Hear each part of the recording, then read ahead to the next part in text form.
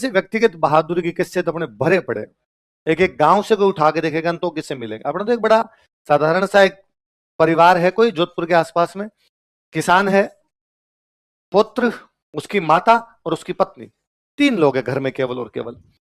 बेटा खेत में काम कर रहा है, नाम ही खेत सिंह है, बेटे का नाम ही खेत सिंह था।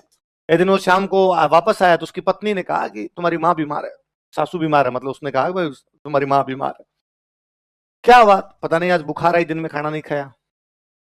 जाके पूछा अपनी माँ से, भाई क्या? तो माँ ने कहा बुढ़ापे में छोटी मोटी बीमारियां होती रहती, मेरा लोड मत ले, तू अपने खेत में ध्यान दे, काम कर। तो उसने कहा नहीं नहीं नहीं, मैं अब वैसे भी खेत में फसल वगैरह कट गई और मुझे बेचने के लिए जोधपुर जानी है, तो मैं कल तुम्हारे लिए दवाई लेके आऊंगा, तुम चिंता मत करो। उसने अपनी पत्नी से पूछा, भाई तुम्हारे लिए भी कुछ लाना हो तो बता दो। वो माँ पत्नी शर्माती कहती नहीं, माँ ही कहती है भाई बीनने के लिए चूड़ा लेके आना। चूड़ा, चूड़ा समझ गए, चूड़िया, बीनने के लिए चूड़ा लेके आना। तो अगले दिन वो अपना जो भी उसका सामान, फसलें जो कटी थी कि भाई फसल बेच के आऊंगा, माँ के लिए दवाइयां, घर का सामान, पत्नी के लिए चूड़ा, ये लेके वापस आ जाऊंगा। ऊंट गाड़ी जोड़ी उसने अपनी, सामान लेके जोधपुर गया, सामान लेके जोधपुर गया, सामान बेचा। अब वापस आ रहा है वो जोधपुर से, तो वापस आ रहा है तो उसको रास्ते में अंधेरा हो गया, टाइम लग गया जोधपुर में सामान बेचने वगैरह में। तो वो जब गया था तब खाना साथ में लेके गया था। अब रास्ते में आते टाइम अंधेरा हुआ तो उसको लगा रात को चलना नहीं चाहिए, क्योंकि एक तो सामान बेच गए तो पैसे थे, लूटपाट का खतरा हुआ करता, तो लगा रात को कहीं रुक जाते हैं, सुबह चलेंगे। तो बीच में निमाज, जोधपुर में निमाज ठिकाना पड़ता था, निमाज के सामंत की हवेली थी, तो कि यहाँ रुक जाते हैं, रात रात रेस्ट कर लेते हैं। और पहले ऐसी जो जगह हुआ करती, कोई गांव का जो मुख्य आदमी होता उसके घर पे रुकने की व्यवस्था होती थी, लोग रुका करते थे, तो यहाँ रुक जाते हैं, सुबह यहाँ से चल लेंगे। तो वो वहां जाके रुक गया, लोगों के रुकने की व्यवस्था थी, जो जो लोग आते, और भी लोग रुके हुए थे, उनके लिए बिस्तर बिस्तर किए हुए थे। इतने में वो जो सामंत था उसका एक व्यक्ति आया और उसने कहा, जो जो मेहमान आए हुए हैं पीछे रसोई में खाना शुरू हो गया, खाना खा लो। तो वह जो व्यक्ति बैठा था उसने उस व्यक्ति को कहा कि मेरे पास रोटियां तो पड़ी है, मेरी माँ ने सुबह दी थी, साथ में सब्जी खत्म हो गई, तो यदि सब्जी हो तो ला दो तो मैं खा लूं। तो उसने वापस कहा, यार सब्जी पड़ी है, रोटी नहीं, एक कोई चीज उसके पास नहीं थी। तो उसने कहा, अरे यार तू यार मूर्ख बातें मत कर, पीछे जाके खा ले, तेरे पास रोटी सब्जी जो भी है वो सुबह की होगी, ठंडी हो गई होगी, तो गरम गरम बन रही है यार, जाके खा। और हमें भी पता चल गया ना, सामंत को पता चल गया कि मेरे मेहमान आया हुआ था और उसने ठंडी रोटी खाई है, तो हमें छील देगा वो। उसका कहा है कि आया हुआ एक एक आदमी गर्म खाना खाना चाहिए। तो उसने जिद की, तो वो बेचारा जाके खाना खा लेता है। खाना खा के अभी तक वो आगे सोए नहीं है, एक दूसरे से जो भी लोग इंट्रोडक्शन कर रहे हैं, तुम कौन, कहां से आए, किस लिए आए, क्यों रुके, इस प्रकार की।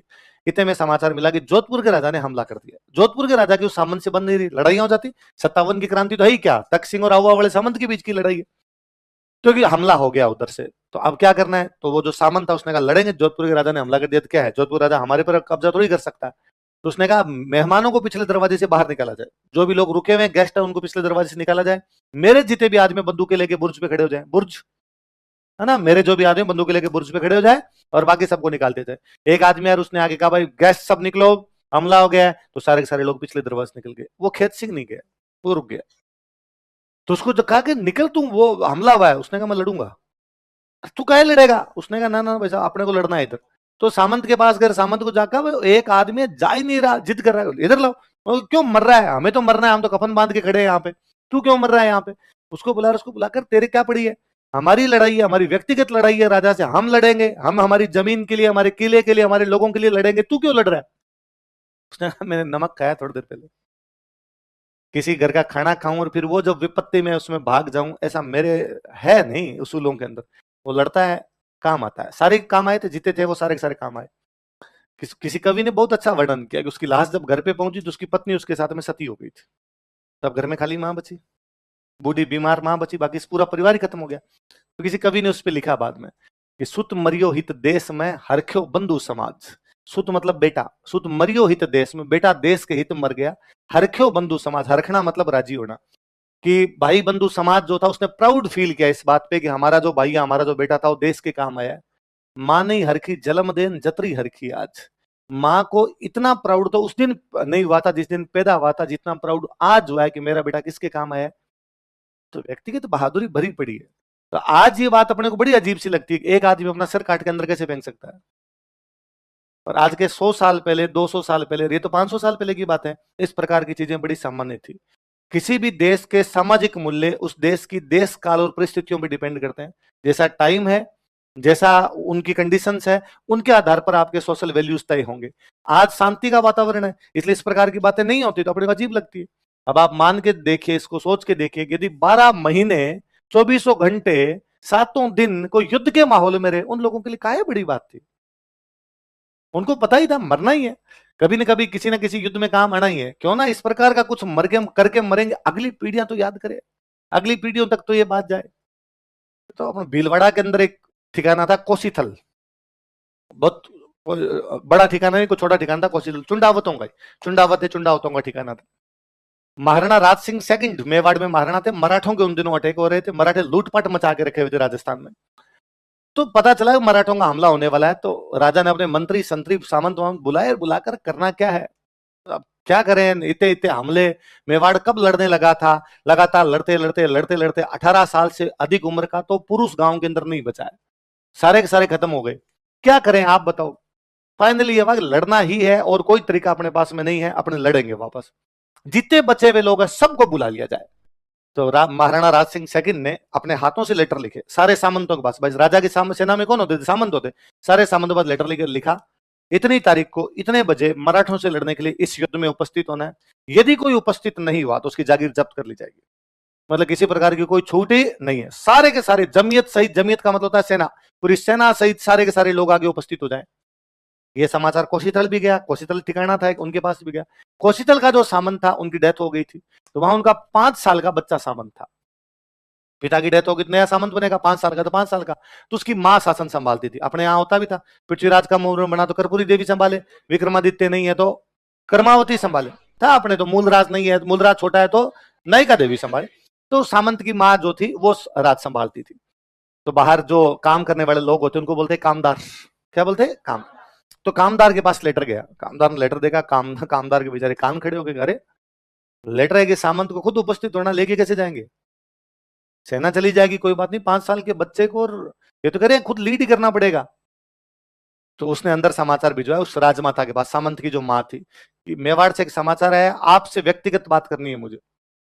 उस महिला के समझ में आ गई कुछ ना कुछ खटका तो है, जो डायरेक्ट मेरे पास बातचीत करने के लिए आ रहे हैं, वरना तो बाहर का बाहर मैटर सलट जाता है, मेरी आवश्यकता नहीं पड़ती। पहले महिलाओं से बात करने का तरीका था कि बीच में पर्दा लगाते, उधर पुरुष खड़े होते, इधर महिलाएं खड़ी होती, वैसे बात करते। वो कामदार आया, पर्दा लगाया, इधर वो महिला अपने बेटे की अंगुली पकड़ के, 5 साल के बेटे की अंगुली पकड़ खड़ी है। उसने कहा बताओ मेरी कहाँ आवश्यकता पड़ी। लेटर पढ़ के सुनाया गया कि इतनी तारीख को इतने बजे मराठों से लड़ने के लिए उपस्थित हो जाएं, यदि कोई भी उपस्थित नहीं होगा तो उनकी जागीर जब्त कर ली जाएगी। उस महिला के बेचारी के रोंगटे खड़े हो गए, उसको लगा कि ये 5 साल का ये जा नहीं सकता, नहीं गया तो जागीर जब्त करेंगे, और यदि जागीर जब्त कर ली गई तो आने वाले कई साल बाद में जब ये मेरा बच्चा बड़ा होगा और कोई 20 लोगों के बीच बैठेगा, 10 लोगों के, 5 लोगों के बीच बैठेगा, और वहां लोग इस पे ताने मारेंगे, कमजोर थे, गए नहीं, इसलिए जागीर जब्त कर ली गई। इसलिए आजकल इनको दरबार में एंट्री नहीं है, पहले तो डायरेक्ट दरबार में, इनके बाप दादे तो जाते थे, ये नहीं जा पाए, युद्ध में नहीं गए थे। उस दिन बच्चा किस किस को जवाब देगा कि मैं छोटा था इसलिए नहीं जा पाया। मेरे रहते मेरी आंखों के सामने से कैसा हो सकता है कि मेरे बेटे को नीचा देखना पड़े, मेरे बेटे को नजर झुकानी पड़े। उसने कामदार का सेना तैयार की जाए। कामदार ने कहा आपने पूरा नहीं सुना, शायद लीड करना पड़ेगा परिवार को, 5 साल के बच्चे को थोड़ा लेके जाएंगे। उसने कहा मैं जाऊंगी। आप क्या फर्क पड़ता है, पुरुष लड़ते हैं, इस बार महिला लड़ लेगी, मैं लीड करूंगी आपको। वो पुरुषों के कपड़े पहनती है, कवच बख्तर टॉप वगैरह जो होते हैं वो सारे के सारे लगाती है, तो इस युद्ध में लड़ते हैं। मेवाड़ वाले इस युद्ध को जीतते हैं, मराठे पीछे हटते हैं। शाम को मेवाड़ वाले घायलों को उठा उठा के ला रहे थे कि भाई युद्ध खत्म हो गया, जो घायल है उनको उठा के लाए, उनका इलाज करें।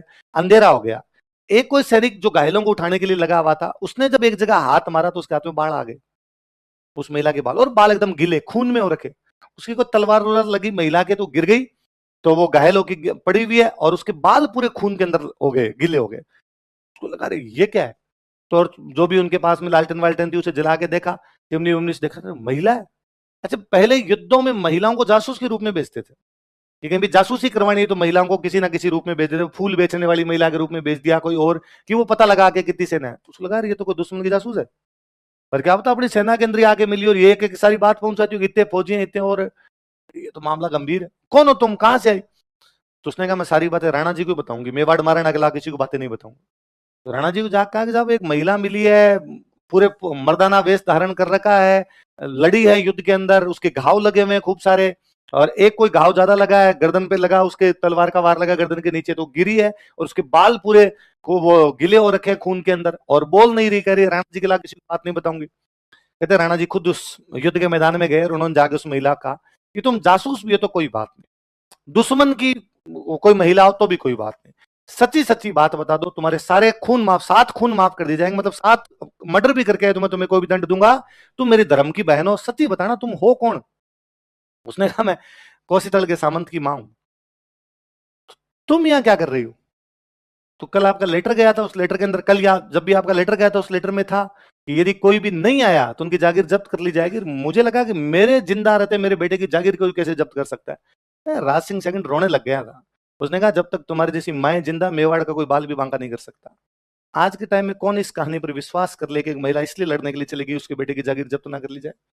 राणा राज सिंह ने कहा मांग, जो मांगेगा वो मिलेगा। तू कहे तो मेवाड़ का राज दूं मैं, तुम्हारे जैसी आत्मोत्सर्ग करने वाली महिलाएं है का? उसने कहा ना, कुछ ऐसा दीजिए कि मेवाड़ के जब सारे सामंत बैठे उनमें मेरा बेटा अलग दिखे, पता चले कि मेरा बेटा आया है दरबार के अंदर।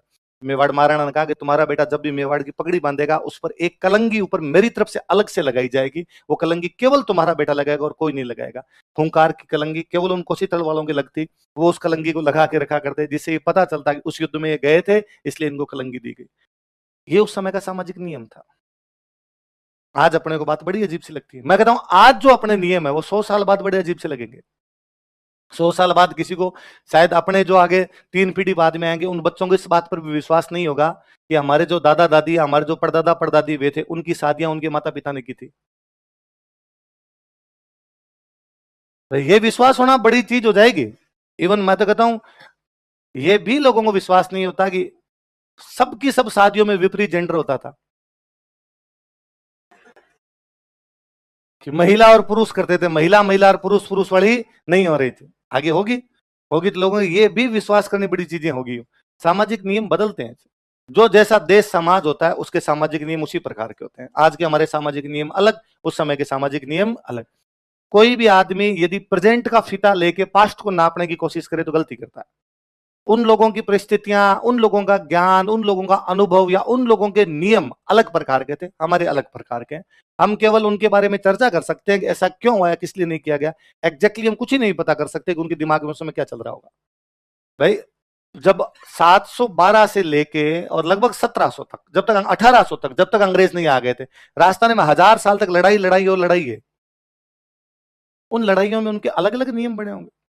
उस समय नियमों का मतलब यही माना जाता होगा कि नहीं साहब, युद्ध के अंदर ये जो भूमिका निभाएगा वो सर्वश्रेष्ठ है, जो नहीं निभाएगा सर्वश्रेष्ठ नहीं है। अच्छा, आज अपने उस समय का पूरा समाज युद्ध में है, इसलिए पूरे समाज के नियम एक जैसे हैं। बाकी फौज के तो आज भी ऐसे ही हैं। आज आप तो, मैं तो हमेशा कहता हूं कि हमारे साथ सबसे बुरी दिक्कत यह है कि हमें 1947 के बाद का इतिहास नहीं पढ़ाया जा रहा।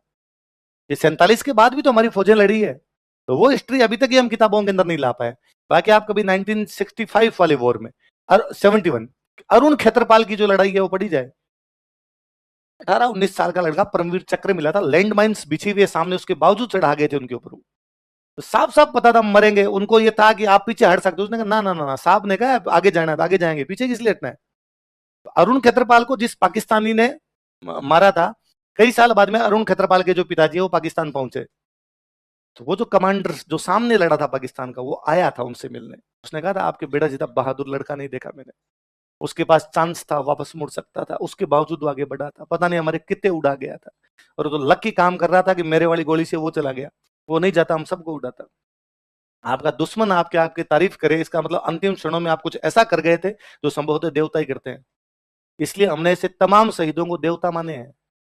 बाबूजी, तेजाजी, गोगा जी, ये जीते जीते हुए सारे साधारण अपनी तरह पैदा हुए लोग थे, पर अंतिम समय में कुछ ऐसा करके गए थे कि हमें लगा अरे यार ये साधारण आदमी थोड़ी कर सकता कोई ऐसा। हमने कहा कि ये कौन है? देवता। हम लोक देवता, बाकी ये थोड़ी आसमान से आ गए थे, साधारण लोग पैदा हुए थे। बाबूजी फेरे छोड़ के आ गए थे वापस, तेजाजी मुकलावा छोड़ गए थे बीच में। लोगों ने साधारण आदमी थोड़ी कर सकता है। साधारण ब्याह करने जाता हो, बीच में लड़ाई होती है, गाड़ी इधर कर लो थोड़ी, है ना? गाड़ी के फूल नहीं मुरझाने चाहिए, गाड़ी के फूल वहां तक सीधे जाने चाहिए। एक आदमी फेरे बीच में ही छोड़ देगा, अरे ब्याह बाद में होता रहेगा, पहले लड़ाई जरूरी है भाई साहब। जो वचन दे के थे वो जरूरी है, मुकलावा बाद में लेके आ जाएंगे, पहले जो गायें बचानी हो गायें बचानी जरूरी है। तो ये चीजें अलग चीजें थी, तो उस समय का समाज अलग, आज का समाज अलग।